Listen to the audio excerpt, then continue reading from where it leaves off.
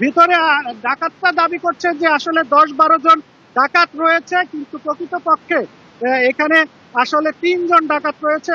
দক্ষিণ কেরানীগঞ্জের চুনকুটিয়া জোড়া ব্রিজ যেটিকে বলা হয়, সেই ব্রিজের সামনে যে জিঞ্জিরা শাখা রূপালী ব্যাংক রয়েছে, এটি একটি পিএলসি শাখা। এই শাখায় দুপুরের দিকে একদল ডাকাত নিচে অবস্থান নেয় এবং সেখানে আমরা যারা প্রত্যক্ষদর্শী ছিলাম তাদের কাছ থেকে যেটুকু জানতে পেরেছি যে তারা 10-12 জনের একটি দল ছিল, সেখান থেকে 3 জন ডাকাত ভেতরে প্রবেশ করে এবং ভেতরে প্রবেশ করে ব্যাংকটির যে ভেতরে থাকা কর্মকর্তারা রয়েছেন, অর্থাৎ আমরা যতদূর জানতে পেরেছি 8 জন কর্মকর্তা কর্মচারীকে সেখানে আটক করেন ব্যাংকের ডাকাতরা। এবং এরপরে কিন্তু আইন শৃঙ্খলা বাহিনী রয়েছেন এবং হচ্ছে গিয়ে তার পাশাপাশি এখন সেনাবাহিনী অল্প কিছুক্ষণ আগে এখানে এসে উপস্থিত হয়েছেন।